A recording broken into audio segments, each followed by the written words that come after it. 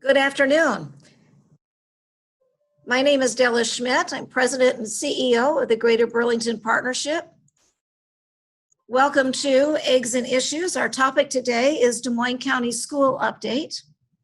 A little housekeeping item. If you are familiar to Zoom, there is a chat function at the bottom of the screen. We invite our listeners to go to that chat function and prepare questions and/or comments that you would like to have shared. Those will be moderated by Jeremy Hess, our Economic Development Director here at the Partnership. So you can choose that chat function, pull down Jeremy's name, and send a message to him of any questions that you might have throughout the course of our conversation here this afternoon. Also, if we can't get to all the questions or some of the questions are very specific to a person's situation, we will make note of those questions and individuals and follow up with you after the call to help you get answers that you are seeking. On the call with us today, we have superintendents from West Burlington, Lisa Beam, superintendent from Danville, Tom Ward, superintendent from Burlington, Pat Coen, and our superintendent for Notre Dame, which is Bill Maupin. So thank you all for coming, and thank you for joining us on the call today. I also want to note and thank the Hawkeye for joining us on this call. We're going to cover some very important information, and we appreciate the media's assistance with getting information out to folks. Also on the call, I believe we have staff representing Senator Ernst's office and Senator Grassley's office, so we appreciate them taking time to listen in, as there may be some topic areas come up that might be relevant to what's going on in Washington, D.C. So with that, I think that we will begin. And my first question is going to be the same to all four of our school districts, is simply this: what's your reopening plan? And what are those variables in those plans? I'm wondering if Dr. Tom Ward would like to start us off this afternoon.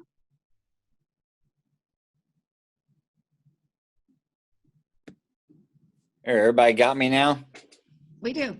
Okay. We're in a very unique situation here at Danville because we're under construction. We're building new classrooms, renovating 17 classrooms, adding some conference rooms, new offices. So we're not scheduled to start until September 8th, the day after Labor Day. So that puts us in a unique situation other than what our other county schools are in. We haven't finalized our plan yet because I'm waiting for my colleagues in my neighboring districts to put a plan in place that we can model and go along with. But we put some generalized guidance out to our parents and our guardians, and the way the positivity rate is going in Des Moines County, our plans is to start school in person. But we've given parents the option to opt out if they have health reasons, or if they just have concerns for safety and health reasons coming back to school. And I can go through, and I can probably take the next 40 minutes to go through what some of our mitigation plans are, but I just need to reassure, and I think I'm speaking for all of our superintendents, is that we're going to do everything within our power to make sure that everything is safe and healthy for our kids when they come back. Not only our kids, but our staff. But right now, with my board's discussion, we feel like it's very important for the social and emotional well-being of our students to get them back in and be as safe as possible. So with that, I will leave it up to the rest of my superintendents so I can pick their brain on what they're going to be doing. Thank you, Tommy. Appreciate that. Pat, would you like to jump in and share us your share with us what Burlington is working on? I absolutely will. I'll be glad to. Let's see. Yep, we can hear you. Yep, okay. I've got my picture's a big thing, something about the host video. Anyway, I'll assume you can see me. We moved a year ahead with our preschool.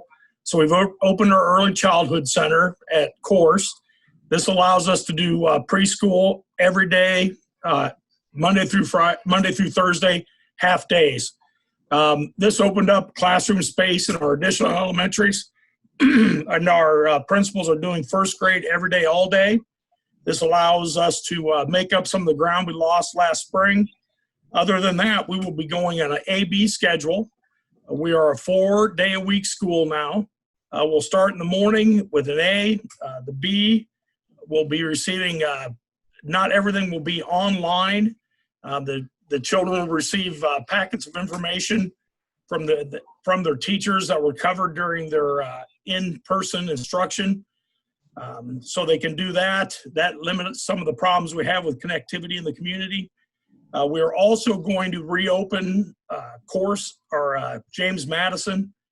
We should be able to fit around 300 kids in James Madison. And that way, families that are offset, their child's attending on an A schedule, the B days, they can go to James Madison. James Madison will be an extension of instruction. They will receive additional supports on what the teacher covered the previous day. And then we are also rolling our before and after school program and our Club M into the day so we can serve as many kids as possible 4 days a week. We'll also have James Madison open on Fridays. So we're doing the best we can to serve people that need it and get as many kids as we can in school 5 days a week. We have collected data on online instruction, and about 25% of our families are interested in receiving instruction online due to concerns with returning to school and their child becoming sick. So we are continuing to move in that direction, which also helps us because now we're able to take some of our staff who have a higher probability of COVID being terminal due to pre-existing health conditions, and we can continue to employ them by providing the online instruction. So in a nutshell, some kids are going to be 5 days a week. Some kids are going to be 4 days a week. Some of the kids are going to be 2 days a week with the off day being online. This past summer, we had a historic summer. Something like 305 credits were earned by high schoolers with a complete online instruction over the summer. We vetted that. It's working very well. We have our processes in place. We're up and running. We also had hybrid over the summer school where kids could come in, receive part of their instruction in person and complete packets or online instruction the second half. That also worked very well. And then we also practiced a 100% return. But if you read the paper, you know we had 4 or 5 kids with 100.4 degree temperatures. We had to shut that down for a little while. So we're prepared to pivot and be able to do anything from 100% online all the way back to 100% of the kids back. But it's all dependent upon the proliferation rate of COVID-19 and those things. So Pat, just to clarify one aspect, the James Madison site is for grades K through 5. Is that still the case? We're trying to get K6. K6. And so how does your plan differ, particularly at the older middle school and the high school level? Yep, the middle school will have a drop-in center for, say, a child has a class on A day. B day, they can still go to the middle school and drop in when they don't have connectivity for their online portion of their instruction. And otherwise, they need to do that at home or at the library. We're also opening the James Madison Theater. There's a very nice indoor theater at James Madison. We have that all marked out so middle schoolers could also stop in there. And that would be separate of the little guys. Okay, thank you for that. So we also have with us this afternoon Lisa Beams from the West Burlington School District. Lisa, would you like to jump in and maybe add some information of what you're planning in West Burlington School District that might be similar and where maybe you have some different things in mind? So our plan has similarities between those that have been presented. We will be We've given parents the option of having their kids come to school face-to-face 4 days a week with 1 day of virtual, or to have their kids provided their instruction virtually 5 days a week. Fridays will be a day for our staff to work with small groups or individual students, as well as to have professional development and collaboration. A parent can choose to start with the face-to-face and then choose to go out to the virtual if things change within their personal needs, health needs of their family or other reasons. And then they can choose to come back in as well, but that will be based on a criteria of the community spread, of our absenteeism rate, and of our staff availability. The virtual and the face-to-face will be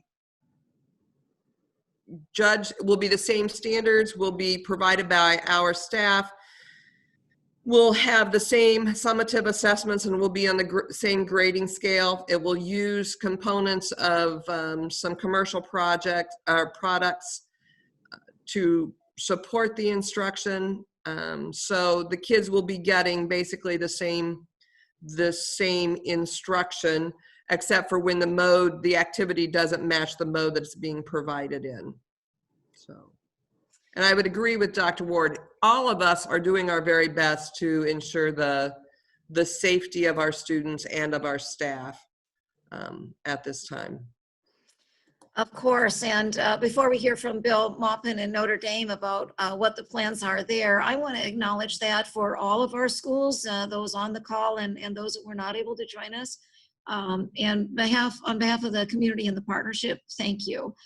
We all know this is a challenging time, a difficult time we're all experiencing in different ways in our organizations. And thank you for what you are doing to keep our students and your faculty safe. We know that safety is top of mind in everyone's mindset, and that there's no easy answers. There's no one answer. There's no silver bullet. So thank you for taking on this difficult challenge. Bill, what would you like to add to this conversation about what Notre Dame is doing that is similar, and maybe what Notre Dame has got in place that might be a little different? Sure. Like everyone, we're mostly concerned about our students and staff safety. We are actually starting school next Monday. Today was the first day back for teachers. So we are starting on the 10th. We are going to require masks of our staff and students. We are going to be looking a lot at reviewing from last year. We were one of the schools that was required learning. So we finished out the year on May 28th. So we are working on that. We've had the extra cleaning, looking at curriculum, having the teachers have worked a lot of the summer on Canvas, which is a system that we will use if we have to go to online learning. And our high school and middle school have done it for 7 years already, have used Canvas. So just getting ready, getting the teachers back, and finding out what we need to do to move forward. So, and I'm just going to open this up for any of our four school representatives. Maybe you can elaborate for us just a little bit. In what ways are your districts preparing to work together? And does any of that working together address some of the things that are not the core courses, but are those extracurricular or value add courses such as choir and band and art? What's happening with those things? And again, how are the districts communicating and working together? I think I can maybe speak from a high level view. Superintendents meet at least once weekly via Zoom, and that's all the superintendents in the AEA. So that's a great place as a sounding board. It's a great place to throw out ideas. It's a great place to just listen and hear what's going on in other school districts. As well, as superintendents, we have met face-to-face with public health on one occasion and are working to find time for another occasion just to see where we can share and where we can work across. If we get into a tough teaching shortage of teachers, is there ways that we could consider sharing teachers across districts in order to do that? So those are all in a formative conversation. And I think I'm often visiting with Pat and Dr. Ward on occasion, just for ideas, for information, for things where we may have common needs, or just as a sounding board. I'd like to reiterate what Lisa just said. We have a great networking with our superintendents, and I think the working relationship, the fact that we can bounce ideas off of one another, and like I'm saying, I'm sitting back and watching and listening to what Burlington, West Burlington, and Mediapolis will be doing, because, you know, like I said, we start school 2 weeks after everybody else. But it's the fact that we're colleagues and we're all in this together. We're unique.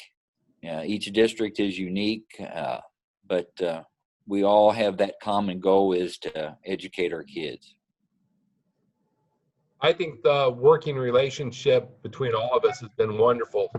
And those meetings are very helpful, and they're just a great group of people to work with.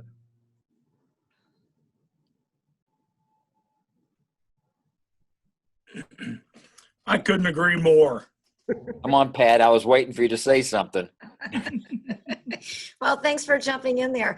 Now, I noticed none of you addressed things like band or art, or things outside of that kind of core curriculum. Those are tough topics.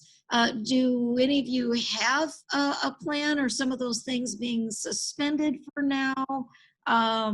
What's happening with that? I'll start off on that.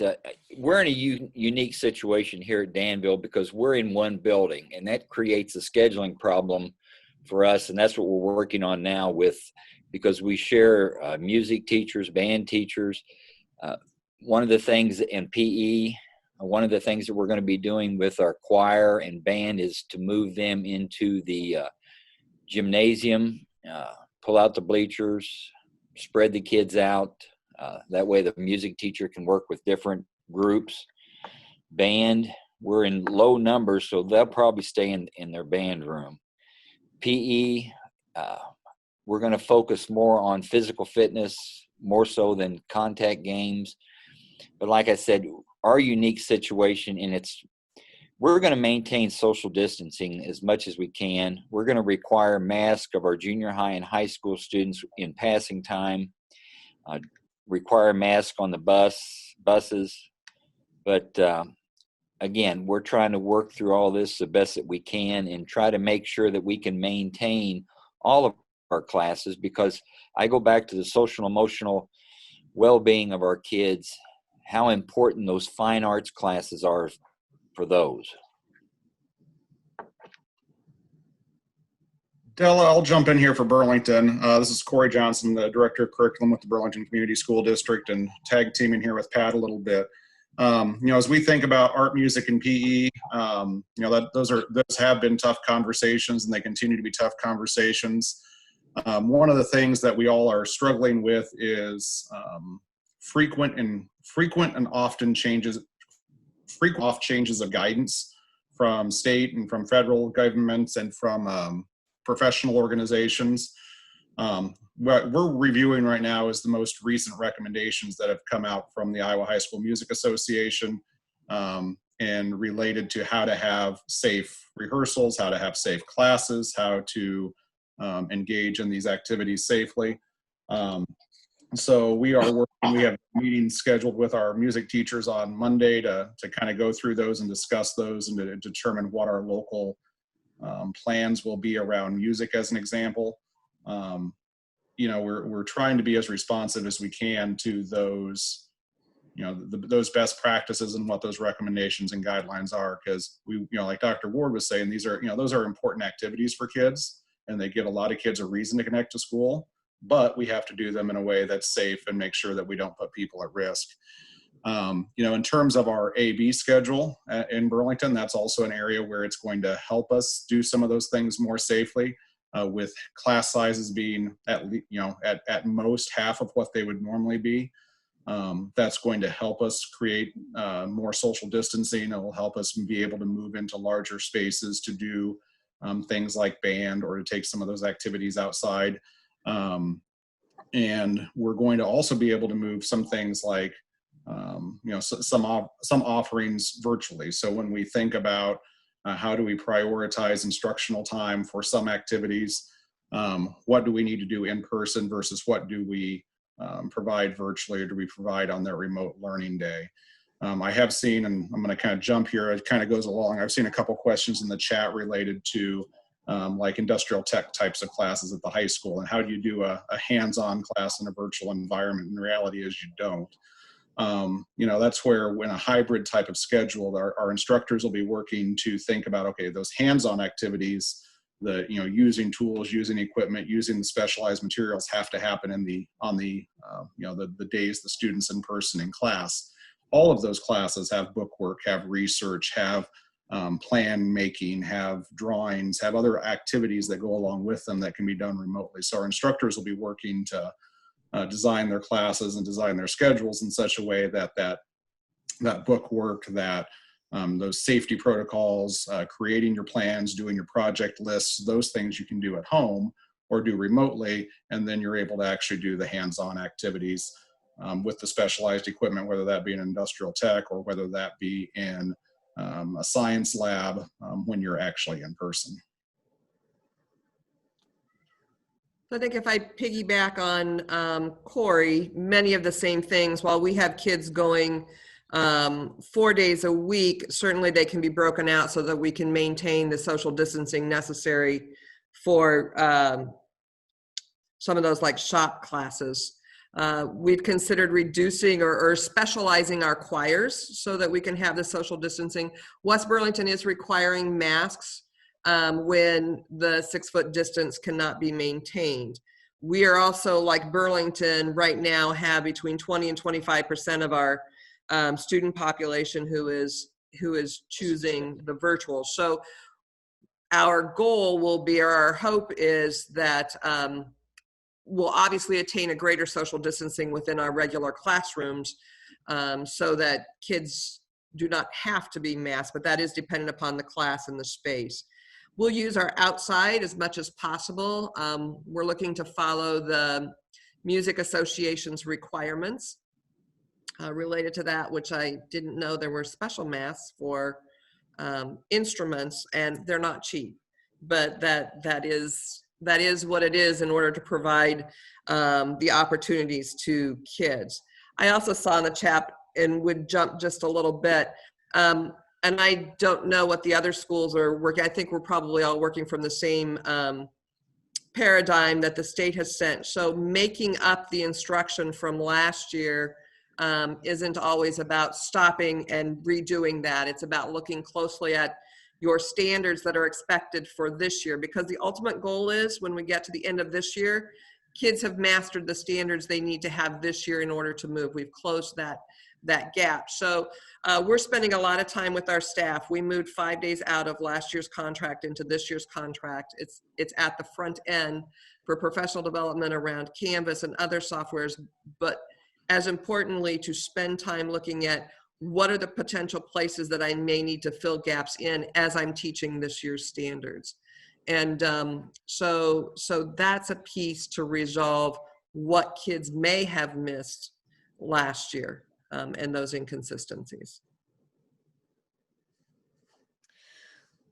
Okay, well, I'm going to pivot our conversation in a whole different direction. And this is kind of a 2 questions merged into one. So you can answer both, or whichever one feels more comfortable for you.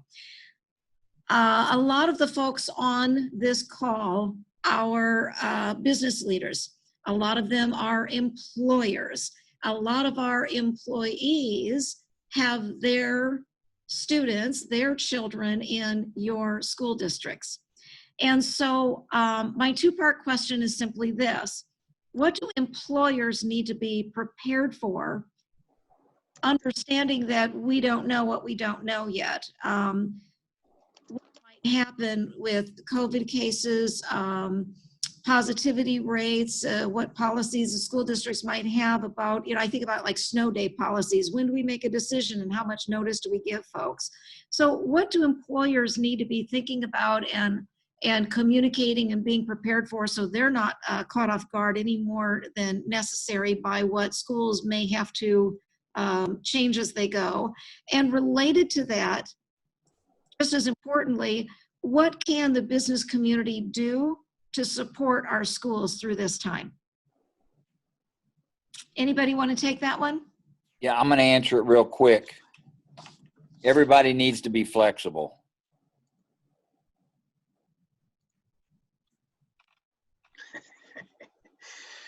It's real simple.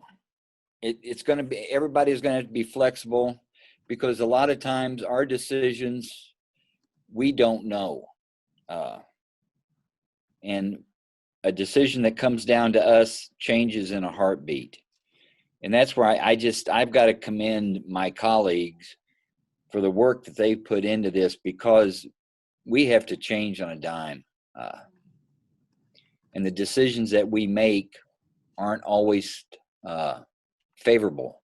So I'm just going to say I'm probably the oldest one of the bunch here, and this is my 46th year in education, and I'm tired right now.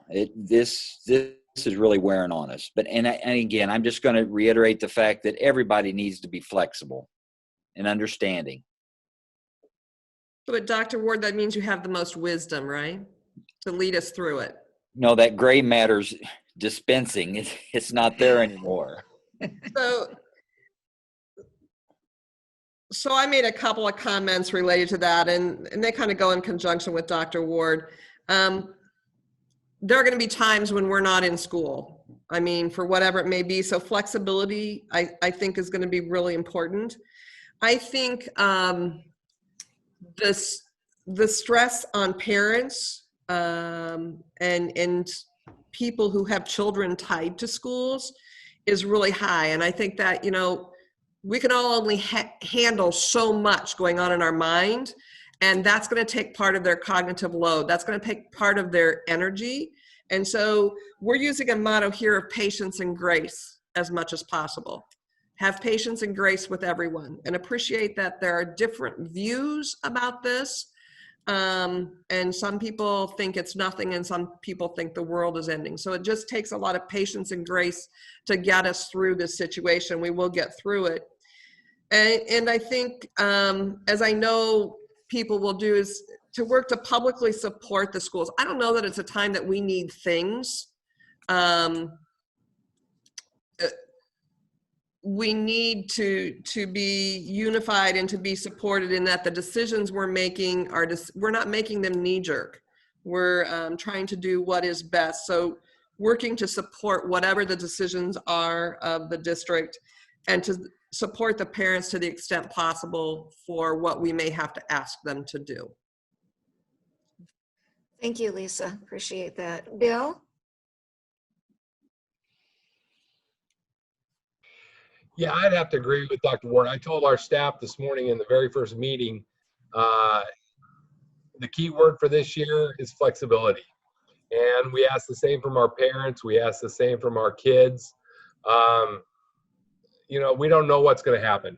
I know that we were sitting in on Zoom meetings early when this started, and they would change the guidance within an hour. So we just have to all be flexible. And I agree, we don't need things right now, but just some understanding, and that we are making decisions, and some of the decisions we're not making, they're handed down to us. I appreciate that, Bill. That's a very, very good point. I think sometimes our local leaders get blamed for things that are completely and totally out of their hands. So thank you for pointing that out, that you are very much just trying to respond to things that are happening around us. Would you, Pat, like to weigh in? Sure. The first thing I'd like to say is I realize that all school is 100% funded by taxes, and we have to have people at work. We have to have thriving businesses, and we're going to do everything we can to take care of your employees' children so that your employees can take care of you. That's critical. Without that, we could be looking at across the board cuts in a couple years. They could downgrade our bonding. The schools could end up in a lot of trouble 2 or 3 years down the road if we don't breathe as much life as we can into the businesses. You need to be involved. If you're young and you have children, run for the school board, because then that gives us and I'm nothing against the members of the board right now. I'm just saying be involved, be informed, and be involved. Did I mention being involved? Help us control it. If you and your child are out, practice social distancing. Talk to your child about, coughing into their elbow. If they have symptoms, keep them home. Don't let them go to a 100-kid slumber party, where everybody's going to be playing pig in a pile, that type of thing. We don't want to play any of that kind of stuff. The other thing you can do for us is if you get stuck and you need some help, reach out to us. There's nobody on our team that won't help your family in any way that we can. And when we start looking at doing that, because we know we cannot survive as a public school without a thriving business culture. And we're a big part of that. We've got our graduation rate up. We got credit acquisition up. We're doing the things we can to help you, but don't leave me in the dark. I don't know if you don't tell me. Really, that's about it. Be involved. Think about running for the school board. Your kids are in there. And think about what do you need, and then we'll go from there. But together we will get through this. This is not insurmountable. We just have to do the best we can right now to beat the proliferation rate of this down so that we can try to start transitioning back to more of what we would consider a normal setting. And I appreciate everything that you do for us within the business industry, because we couldn't run our high school the way we do without you. Well, thank you, Pat, and to all our superintendents. Cory, are you jumping in here with something before I pivot to Jeremy? Yeah, I just want to add one more thing, and I agree with everything the superintendent stated. I think there's just one other thing that I'd like to ask the community to do for us, and that's be wary of social media and how to share accurate information. So I think all of us in the school systems we always deal with, as you as business leaders deal with, social media and information and misinformation. And I would just say, if you see something in terms of an announcement or in terms of information or in terms of really anything related to school reopening and it hasn't come from your school district, take it with a grain of salt and look for the information from your district. And if you have questions, rarely does Facebook have an accurate answer. We, contact your local schools, and I think I speak for all of us here in terms of we're trying to get as much information out as we can in a timely manner. There's no such thing as timeliness right now, but as we know information, we're trying to get it out to you. If you're in the Burlington School District, it's on our website. We have a Return to Learn webpage on our district website, and I would direct all of our parents and community to that website for the most recent information that we have, and follow our district social media pages. But we're gonna rumor and conjecture and misinformation will it'll get in the way of the good work every time, and it'll cause and I think most business leaders recognize and acknowledge that as well. So help us spread accurate information. Well, thank you for that. I know there have been some other questions, not only in the group chat, but going to Jeremy. So I'm going to turn some of our time that we have remaining to Jeremy to kind of field some of those questions for you folks, and then we'll bring it back to me and I'll wrap us up. Thanks, everybody. Hey, Jeremy Hess here, Director of Economic Development at the Greater Burlington Partnership. I'm going to talk fast and I'm going to move fast because I've done about a dozen of these and I've never been inundated with this many questions at one time, and I'm going to probably crash and burn. Okay, so if you want to watch a man melt down and cry on a Zoom meeting, today's your day. Okay, So first of all, caveat of all of these things is we're recording this Zoom conference. And so if you asked a question and it's specific and it's for a specific school district, and some of you I've poked and said, hey, which district are you talking about? We'll get that question to your district and get you an answer. So I'm trying to broaden this so that we get as much information to the most people at the earliest possible time. So I've got number 1 written next to that. Okay, number 2, I want the superintendents to very quickly just go over again your mask policy at your school district and just cover that real quickly. Go. First one, Lisa. Masks are required when 6 feet cannot be maintained by staff and students. Mr. Ward. Masks are required on the bus, and they're optional, but they are required for the junior high and high school during passing time. Okay, Mr. Coen. Sorry, I slow on the button. Masks are required anywhere that you can't maintain the 6 foot. Strongly encouraged, even if you do have the 6 foot. And that's it. Okay, Mr. Maupin. Masks are required for grades 1 through 12 in classrooms that can't provide 6 foot and in hallways. Kindergarten and preschool don't have to wear them in the classroom, but if they're moving throughout the building, they do. Okay, great. So the next thing I'm going to do is I'm going to give each of you the same kind of short response individually, because we've got 4 different districts. We've got 5 pages of people on this Zoom call. Where should our listeners or folks attending today, parents and so forth, go if their kid is in West Burlington and they want to know the latest, greatest information or general rules or what's going to happen on the buses or whatever? Lisa, what's the best place to tell them to go to for your school district? So yesterday afternoon, we posted up the latest plan, the final plan that we have at this time. That should clearly be able to be found on the front of the district's webpage. As parents, as part of the registration process, there is a section in step 7 that has basically the same stuff in a condensed form that you'll find in that plan that we posted. All right, Mr. Ward, you're up next. District webpage, Facebook page, or they can personally call me on my cell phone at any time. Let's go ahead and give that cell phone to the general public, sir. I'll do that. It's 660-342-5355. Everybody here in Danville has it. Okay, good enough, good enough. Mr. Coen, where should folks go for Burlington Community School Districts? Go to our webpage and go to the COVID section that Mr. Johnson referred to earlier. All right, and Mr. Maupin, you're up. Yes, our webpage, and our parents get updates on Thursday, called our Thursday folder, and our Return to Learn folder. Okay, great. So the next thing is I'm going to ask each of you superintendents to answer this as well. We'll go in the same order. Number of questions, both publicly on the chat here and privately to me, are policies, and maybe these are on your webpage as well, but if you can briefly describe, we've got a suspected or a confirmed COVID case of a young student or a student in your school district. What's kind of the general lay of the land? How long is that student out? What happens when that happens? Lisa?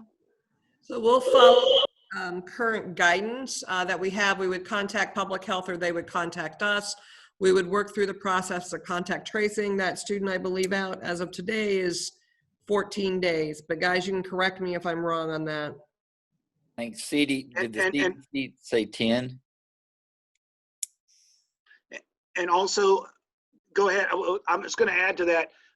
A number of parents have asked me privately here on the chat as what's going to happen with that student to keep that student who is either positive or suspected up to date.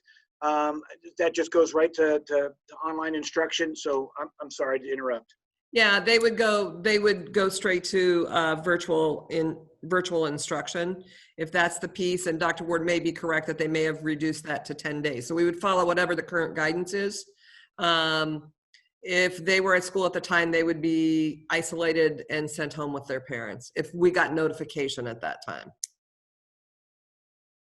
I'm just going to reiterate what Lisa has said. That's basically our procedure too, because we're going to rely on our local health department. Anything different, Mr. Coen? The only thing I would add is suspected will be treated as actual until proven otherwise. Other than that, we do the exact same thing the other schools do because that's the direction of Des Moines County Public Health. All right, Mr. Maupin, anything to add? No, that's exactly what Notre Dame is doing also. Okay, very good. I'm just going to stick with this format because we have limited time here and it seems to be working. So all of you seem to be going to a modified schedule. It's 2 days on, or, you know, A and B, or 1 and 2, or whatever. With these new class schedules, how are class sizes looking like? Class sizes, especially for junior high and high school? So we're still in the process of building our schedules. If 25% of the kids are not there, you could see an average, and please don't, it's off the top of my head. You could see class sizes with what we have right now, 25% of the kids out. You're going to be looking at between 18, but you may have a counter one that's sitting at 28, which we would obviously try to break down. We are cohorting students, which should probably give us a more equal balance across it. But we're still in the process of refining those section sizes. Next. And again, our registration is not until we start registering students next week. But with our new construction, especially having 3 sections of K through 6 and the new classrooms, we are going to be really able to social distance within those classrooms because of the sizes of those classrooms. But right now we're uncertain on the numbers that we have. All right. Mr. Coen? We are running 10 to 12 kids per class. We've laser measured every classroom. Social distancing desks are in place. There will be some larger classes at the secondary high school. They will move to a room that is larger and can facilitate the 6-foot separation. And Mr. Maupin? Yeah, we will be going back 5 days a week. We're going back to the schedule, but we're fortunate enough that our class sizes are small enough that it can accommodate everything we need to do. Okay, I'm going to slaughter this next question. All right, so each school, I've just seen it a number of times in the chat, question about special modifications. How are we handling? We have a number of students in each district with particular needs, special needs, those who get extra attention and so forth. Can you address how all of those things are going to be kind of going in each district? I may have slaughtered that, but hopefully I've phrased it properly. So I'll try to start. Those are most often driven by an IEP or a 504. And so that team will sit to determine what modifications or adjustments need to be made to that based on the location that the child may be in. I don't know, did I get that, guys? Yeah, and Lisa, I'm gonna kick in there. That's one of those areas where as school districts we're still getting a lot of guidance from the Iowa Department of Education. We just started getting a lot of special education specific guidance in the last probably 2 or 3 weeks, and that guidance continues to come. I can say in the Burlington School District with our AB schedule, there will be a lot of our special education students who do come to school 4 days a week in order to get the specialized services that they need. At the elementary level, a lot of the students who get additional learning supports through interventionists or other at-risk programs will likely come or be able to come, have an option to come 4 days a week so that they're getting those extra services truly in addition to their core instruction from their classroom teachers. So some students in the Burlington district, like Mr. Coen said, we're creating those seats, and some of those, and we'll be prioritizing those students who need additional services. either district, anybody else want to add anything to that? But Jeremy, we're going to be in session 5 days, and all of our special needs students will be getting all of their SDI, especially design instruction. And another thing that I'm going to ask the board on Monday at our board meeting is to extend the day roughly 20 minutes so we can add an extra intervention time in for all students.